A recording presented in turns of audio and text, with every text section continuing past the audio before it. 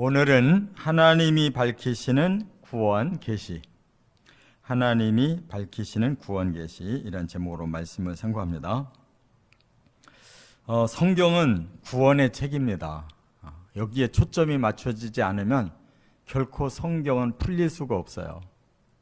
그래서 구약 하면 옛 약속인데 결국 뭘 약속했느냐? 구원을 약속한 거예요. 신약, 새 약속, 바로 우리의 구원을 약속한 거예요. 그렇기 때문에 하나님의 이 주신 성경책은 계시의 책이에요. 구원을 계시하신 거예요. 그렇기 때문에 우리가 이 구원을 어떻게 하나님이 주시려고 이 비밀을 밝히셨는지 이 관점으로 성경을 찾아서 들어가면 창세부터 계시록까지가 한 줄기로 쫙 이루어져 있는 걸 깨달을 수가 있습니다. 자, 오늘 본문의 배경은 이 북이스라엘의 멸망을 다루고 있어요.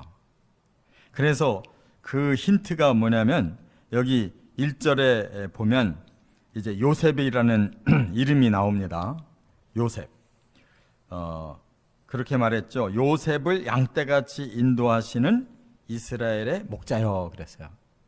요셉이 하나의 구원의 이제 대상이 된다는 거고, 여기 2절에 보면 에브라임과 베냐민과 므낫세라는 이름이 나와요.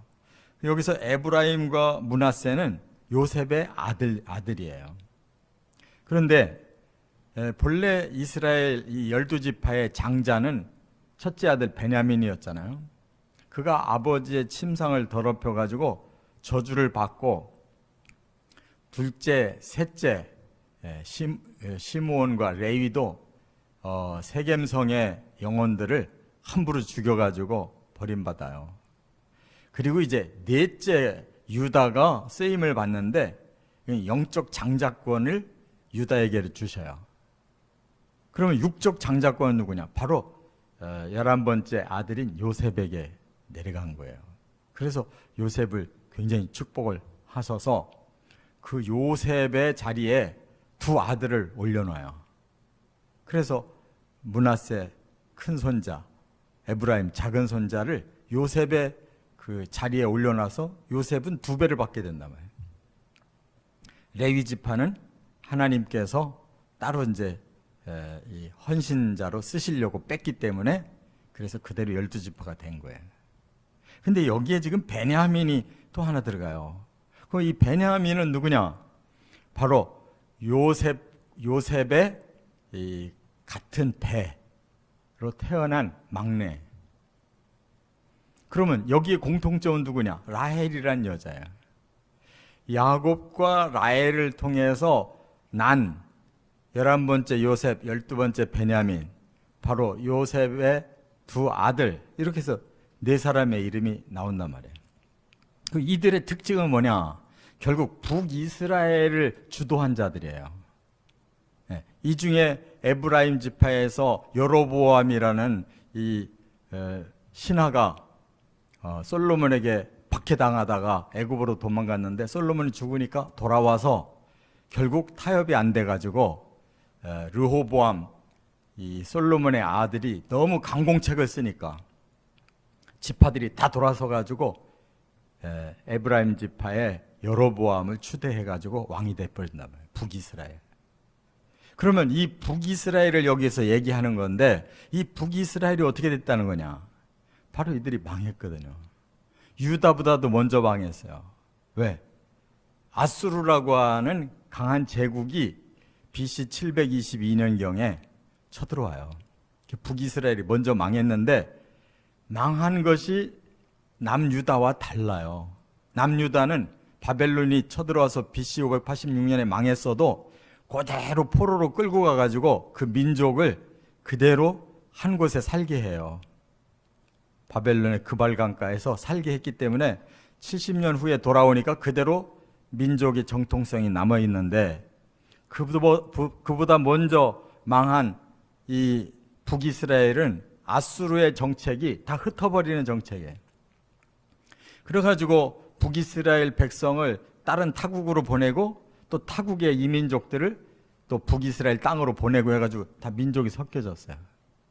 그래서 유다 백성들은 그 후에 그 북이스라엘 사람들을 인정을 안 해요.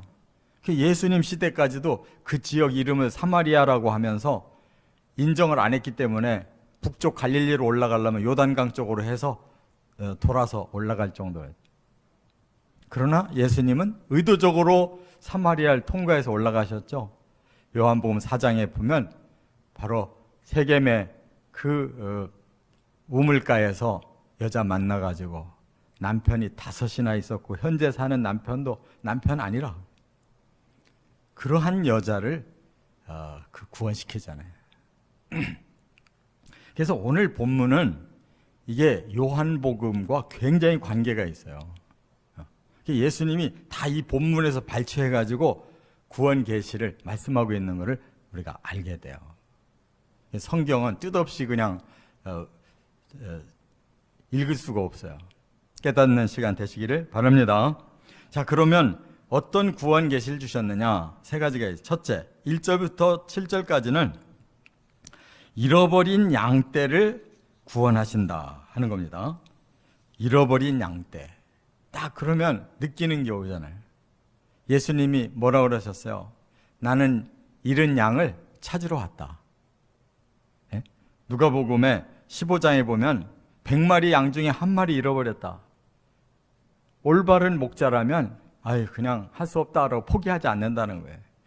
99마리 양을 두고 1마리를 찾을 때까지 돌아다녀서 찾으면 어깨에다 메고 기뻐서 돌아와서 동네 사람들하고 잔치한다는 거예요. 바로 그 근원이 여기에 있어요. 그러면 왜 요셉과 또 에브라임, 므낫세, 또 베냐민 이런 그 북이스라엘의 사람들의 멸망을 왜 배경으로 놓고 요셉의 양떼라고 했느냐? 이것은 아까도 말씀드린 것처럼 이 유다는 정통성을 가지고 있었기 때문에 정통 지키려다가 오히려 어긋나요. 그런데 북이스라엘 사람들은 민족이 이렇게 섞였기 때문에 정통성을 잃어버려서 오히려 더 자기들 스스로 죄인으로 스스로를 낮추고 있다고요. 그렇기 때문에 그 양떼가 남유다 사람들은 굉장히 스스로 우월감을 가졌는데 북이스라엘 사람들은 스스로 자존감을 다 내려놨어요. 그래서 결국은 이스라엘 피와 이방인 피가 섞인 전 인류를 대표하는 거예요. 모든 인류는 결국 잃어버린 양떼예요. 그래서 예수님이 나는 잃어버린 양들을 구원하러 왔다. 그 예수님의 그 구원 계시는 전 인류를 향해 있단 말이에요. 할렐루야. 이스라엘 사람이든 이방인이든 어느 민족이든 어느 지역의 영혼들이든 상관하지 않아요. 잃어버린 양떼라면 다 찾는단 말이에요. 이게 예수님의 그 복음 계시예요.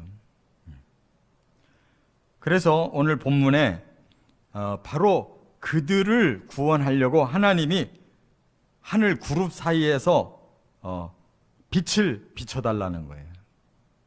하늘로부터 그 빛을 비춰주십시오. 근데 이 빛이 뭐예요? 생명의 빛이에요. 요한복음 1장에 뭐라고 그랬어요? 태초에 말씀이 계시고 그 말씀이 이 땅에 세상에 빛을 비추러 왔다는 거예요. 근데 사람들이 그 어두움을 좋아해서 그 빛을 안 받으려고 하니까 망하는 거지. 빛만 받아들이면 바로 메시아를 영접하면 구원 바로 받는다는 거예요. 할렐루야. 네. 이렇게 2절에 보면 주의 능력을 나타내서 구원하러 오십시오. 그 생명의 빛을 나타내기만 하면 바로 사람들이 그 빛 앞에 나와서 다 구원받는다는 거예요. 또 3절에 더 구체적으로 했어요. 우리를 돌이키시고 주의 얼굴빛을 비추사 구원을 얻게 하소서. 저 하늘에 계신 하나님의 얼굴빛을 비추신다고 하면 좀 거리감이 있잖아요. 근데 그 하나님이 사람이 되셔서 메시아로 와서 우리 앞에 서서 생명의 빛을 비추는 이 복음을 주시면 금방 사람들이 믿고 구원받잖아요. 할렐루야. 이렇게 계시가 기가 막히게 맞아 들어가는 거예요. 그래서 4절에 만군의 하나님 이제 노를 푸십시오. 바로 그 노를 푸시는 타이밍이 예수님이 오시는, 구약의 BC가 끝나고 AD의 새 역사가 시작되는 그 시점에 예수님 오신 거예요. 인류를 구원하기 위해, 잃어버린 모든 양떼를 찾기 위해. 그동안 5절에 보면 인류는 어떻게 살았을까요? 눈물의 양식을 삼고 살았고 많은 눈물을 마시며 살았습니다. 인류가 얼마나 깜깜한 역사 속에 살았냐고. 이스라엘만이 아니에요. 온 인류가 구원을 얻고 싶어도 얻을 길이 없는 거예요. 그래서 눈물을 양식 삼고 많은 눈물을 음식 삼아서 마시면서 살았다는 거예요. 그렇기 때문에 강한 자들에게 억눌려서 6절에 보면 이웃에게 다툼거리가 되고 원수의 비웃음이 되고, 이런 구원이 필요한 자들에게 7절에 뭐라고 그래요? 우리를 회복시켜 주십시오. 하나님의 광채를 비춰서 우리를 구원해 주십시오. 이 기도 제목을 하나님 들으시고 예수 그리스도의 생명의 빛을, 바로 복음을 우리에게 주신 줄 믿습니다. 두 번째, 8절부터 13절까지는 헐린 포도원을 구원하신다, 이렇게 말씀했어요. 헐려버린 포도원. 자, 여기 8절에 한 포도나무를 애굽에서 가져다가 민족들을 쫓아내시고 심으셨다, 이렇게 8절에 설명했는데, 이게 무슨 뜻이냐면 이스라엘 선민을 말해요. 선민이 한 포도나무로 비유가 되어 있어요. 그래서 처음에 애굽에 심겨졌었잖아요. 애굽에서 민족으로 컸는데 거기서 박해하니까 하나님이 빼내가지고 출애굽시켜서 다시 가나안 땅으로 보내요. 그런데 가나안 땅에 이미 민족들이 살고 있었잖아요. 그랬더니 그들을 쫓아내시고 거기다 심었다는 거예요. 그 가나안 땅을 정복해서 9절에 보니까 뿌리에 깊이 박혀서 땅에 가득하게 됐다. 바로 이스라엘이 다윗 시대에 왕조를 이루어서 가장 번성하는 나라와 민족이 됐잖아요. 그걸 포도나무로 비유하는 거예요. 그런데 이들이 이제 10절에는 백향목 같고 11절에는 바다로 강으로 뻗어났다는 거예요. 이렇게 계속 나가면 하나님의 뜻이 이루어지는 거죠. 그들을 통해 세계를 복음화시킬 수 있었는데 그들이 꺾여버렸어요. 왜? 다윗 시대를 이후로 솔로몬부터 타락하더니만은, 나라가 두 쪽 나더니만은 계속 우상 숭배하고 세상에 강한 무기만 쫓아가다가 그 강대국들에 의해서, 아수르에 의해 북이스라엘 망하고 바벨론 제국에 의해 남유다 망했잖아요. 그래서 그걸 뭐라고 표현했냐? 12절에 주께서 담을 허시사, 지나가는 다른 자가 그 포도를 따게 만들었다. 그게 두 나라가 다 망한 거예요. 그래서 멧돼지와 들짐승이 바로 그들을 다 회파했다는 거예요. 그때부터 시작해서 이스라엘이 어떻게 망했습니까? 아수르에게 망하고 바벨론에게 망하고 헬라에게 망하고 로마에게 망하고 계속 망한 거예요. 제국에 계속 그 포도원은 헐려버렸어요. 그런데 14절에 이렇게 기도해요. 하늘에서 굽어 살피소서, 포도나무를 돌보소서. 15절에 주의 오른손으로 심으신 이 줄기를 다시 주를 위해 힘있게 하는 가지가 되게 하소서라고 기도한 대로 하나님이 새로운 포도원을 여신 거예요. 그게 바로 예수 그리스도가 세우신 구원의 공동체, 교회인 줄 믿으시 바랍니다. 처음 이스라엘은 헐린 포도원이 됐지만 바로 하나님께서 새롭게 포도원을 세우신 그 교회 공동체를 통해서 이제 하나님이 다시 하늘에서 굽어 살펴주시고 그 포도나무를 직접 돌보시고 그 오른손으로 그 줄기를 다시 힘있게, 그 가지를 다시 힘있게 회복시키신다. 라고 말씀한 것이 예수 그리스도가 세우신 교회 공동체란 말이에요. 2000년 동안 지금 그 포도원은 강하게 자라고 있는 거예요. 할렐루야. 아니 뭘 들어도 그렇게 싫어요? 아니 하나님 말씀이 이렇게 풀어주면 기뻐야지 왜 이렇게 점점 힘이 없어져요? 여기서 지금 그 포도원 줄기가 살아나고 있다는데 어째 듣는 분들의 심령은 어떻게 살아나질 않아요? 말씀을 제대로 들으시기 바랍니다. 구경하러 온 게 아니라 예배를 드리고 말씀을 내가 받아서 생명력을 얻기 위해 온 거예요. 정신 차리고 말씀 들으시기 바랍니다.